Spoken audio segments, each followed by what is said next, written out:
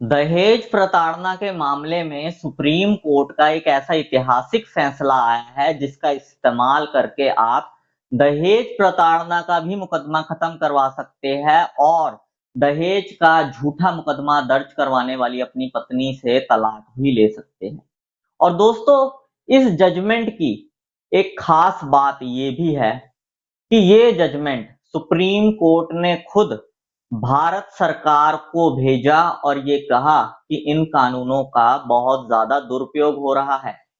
Supreme court ने खुद इस जजमेंट को मिनिस्ट्री ऑफ होम अफेयर्स और ministry of law and justice को भेजा और भेजते हुए ये बात बोली है कि दहेज प्रताड़ना के कानून का बहुत ज्यादा दुरुपयोग हो रहा है, इसमें बदलाव होना चाहिए। तो दोस्तों, इसी जजमेंट को लेकर आज की इस वीडियो में हम बात करेंगे। पूरी जानकारी को ठीक से समझने के लिए इस वीडियो को बिना स्किप करे शुरू से लेकर एंड तक पूरा जरूर देखना, कहीं से भी स्किप मत करना, ताकि पूरी जानकारी आप लोगों को ठीक से समझ में आ सके। और वीडियो शुरू करने से पहले मैं आप सबसे कहना चाहता हूं कि अगर आप मेरे इस चैनल पर पहली बार आए हैं या आपने मेरा ये चैनल अभी तक सब्सक्राइब नहीं किया है, तो चैनल सब्सक्राइब करके नोटिफिकेशन बेल आइकन पर जरूर क्लिक कर देना, जिससे आने वाली सभी वीडियोस का नोटिफिकेशन सबसे पहले आपके पास पहुंचे और आप कोई भी वीडियो मिस ना कर पाओ। और दोस्तों, अगर आपने अभी तक हमें सोशल मीडिया जैसे कि फेसबुक या इंस्टाग्राम पर फॉलो नहीं किया है, तो इस वीडियो के डिस्क्रिप्शन में मैंने हमारे सभी सोशल मीडिया अकाउंट्स के लिंक दे दिए हैं। इस वीडियो के डिस्क्रिप्शन में जाकर उन लिंक्स पर क्लिक करके आप हमें सोशल मीडिया पर भी फॉलो कर सकते हैं। और अगर आपका भी कोई मैट्रिमोनियल केस चल रहा है और उस केस में आप पर्सनली मुझसे कॉल पर बात करके लीगल एडवाइस चाहते हैं, तो स्क्रीन पर दिए गए नंबर पर आप मुझे व्हाट्सएप करके हमारी मेंबरशिप ज्वाइन कर सकते हैं और मेंबरशिप ज्वाइन करने के बाद आप डायरेक्ट कॉल पर मुझसे बात कर सकते हैं। तो चलो दोस्तों, आज की इस वीडियो को आगे कंटिन्यू करते हैं। दोस्तों, आप सभी लोग ये बात तो जानते ही हो कि दहेज प्रताड़ना के 98% मुकदमे जो होते हैं झूठे होते हैं। जो पत्नी होती है उसका कोई ना कोई मकसद होता है ये झूठा मुकदमा हस्बैंड के ऊपर दर्ज करवाने के पीछे। अब हालांकि बहुत सारी महिलाएं ऐसी होती है जो अपने मकसद में कामयाब हो जाती है, लेकिन अगर पति सही गाइडेंस से सही तरीके से उस केस को फॉलो करे तो मुकदमे में जीत पति की ही होती है। और वो महिला जो अपने बुरे मकसद से उस झूठे मुकदमे को हस्बैंड के ऊपर दर्ज करवाती है, उस महिला का वो गलत मकसद पूरा नहीं हो पाता। तो दोस्तों, इस केस में कुछ ऐसा हुआ था जो सुप्रीम कोर्ट ने खुद इस जजमेंट को पति के पक्ष में तो दिया ही दिया, साथ में इस जजमेंट को भारत सरकार के पास भी भेजा। सबसे पहले मैं आपको इस जजमेंट की स्टोरी सुना देता हूं। दोस्तों, हस्बैंड और वाइफ दोनों एक दूसरे से सेपरेट हो गए थे। दोनों को एक दूसरे से सेपरेट हुए काफी समय हो चुका था। हस्बैंड ने काफी कोशिश करी वाइफ को मनाने की, घर वापस लाने की, लेकिन वाइफ घर वापस आने को तैयार ही नहीं। उल्टा अपने हस्बैंड को धमकियां देती थी कि मैं तेरे ऊपर केस दर्ज करवा दूंगी, ये कर दूंगी, वो कर दूंगी। तो काफी लंबा समय बीत जाने के बाद हस्बैंड ने परेशान होकर डाइवोर्स का केस डाल दिया कि भाई वाइफ ने तो वापस आना नहीं है, लड़ाई झगड़े ही रखने हैं, इससे बढ़िया इससे डाइवोर्स लेके अलग हो जाए और अपनी जिंदगी शांति से जिए। अब जहां हस्बैंड ने वाइफ के ऊपर डाइवोर्स का केस दर्ज करवाया, वहीं वाइफ ने भी काउंटर अटैक कर दिया। हस्बैंड के ऊपर फॉल्स केसेस दर्ज करवा दिए, क्रिमिनल केसेस दर्ज करवा दिए, दहेज प्रताड़ना का मुकदमा दर्ज करवा दिया और हस्बैंड को परेशान करना शुरू कर दिया।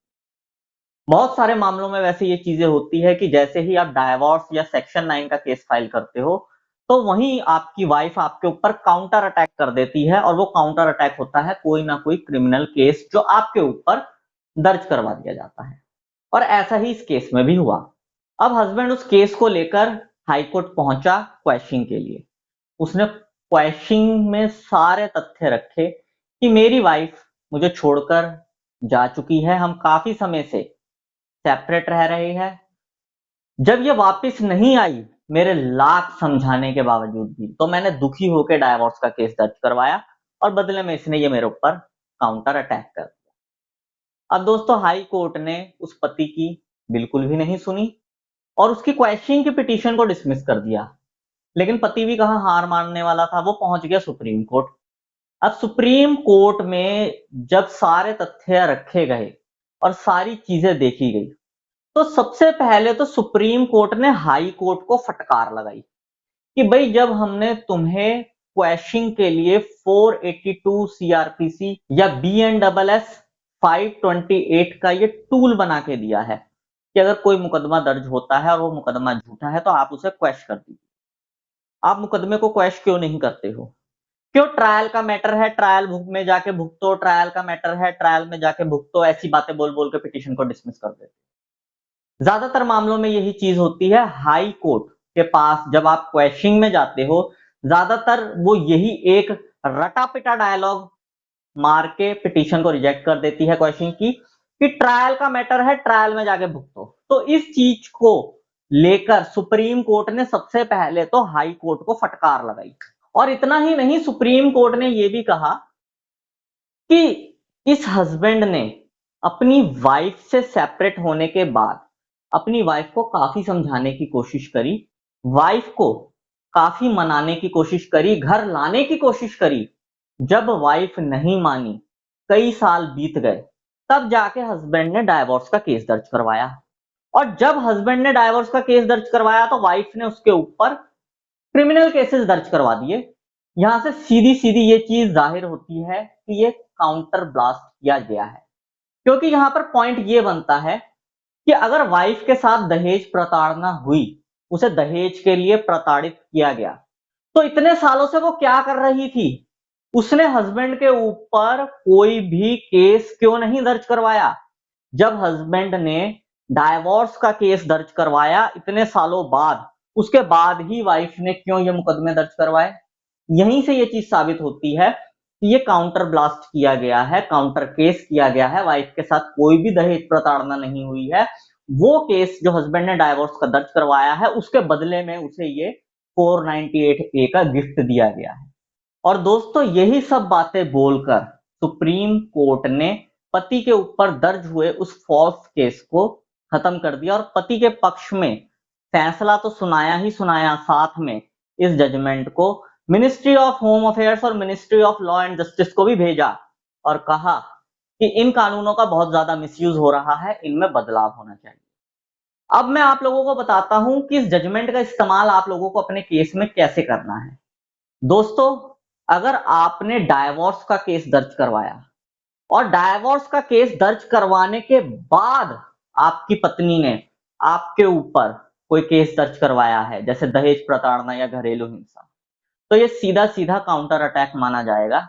इस जजमेंट का इस्तेमाल आप कर सकते हो और कोर्ट में ये बात बोल सकते हो कि अगर इस महिला के साथ दहेज प्रताड़ना हुई है तो पहले इसने वो मुकदमे क्यों नहीं दर्ज करवाए?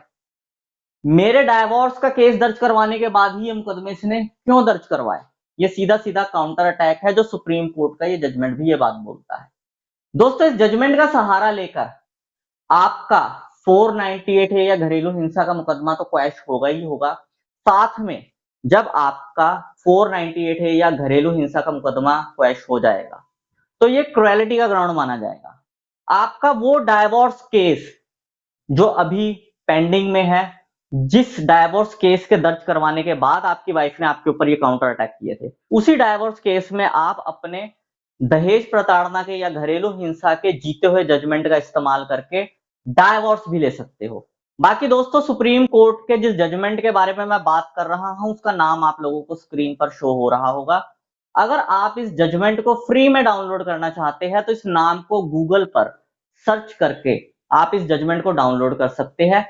अगर आपको ये जजमेंट नहीं मिल रहा है या आप इसे डाउनलोड नहीं कर पा रहे हो, तो इस वीडियो की स्टार्टिंग में जो व्हाट्सएप नंबर मैंने दिया था, उस व्हाट्सएप नंबर पर आप मुझे व्हाट्सएप करके मात्र 200 रुपए में ये जजमेंट मुझसे ले सकते हो। मात्र 200 रुपए में इस जजमेंट की पीडीएफ कॉपी आपको मिल जाएगी। बाकी दोस्तों, क्या आपके ऊपर भी 498A दहेज प्रताड़ना या घरेलू हिंसा का झूठा मुकदमा दर्ज हुआ है?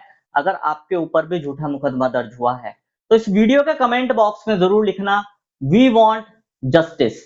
बस यही जानकारी दोस्तों आज की इस वीडियो में मैं आप लोगों को देना चाहता था। उम्मीद करूंगा आपको ये जानकारी पसंद आई होगी। अगर आपको ये जानकारी पसंद आई हो तो इस वीडियो को लाइक जरूर कर देना। इस वीडियो को बाकी लोगों के साथ भी शेयर कर देना ताकि बाकी लोगों तक भी ये जानकारी पहुंच सके। और अगर आप लोगों का मेरे लिए कोई सजेशन हो तो कमेंट बॉक्स में जरूर लिखना। मैं मिलता हूं आपसे अगली वीडियो में। Thank you very much.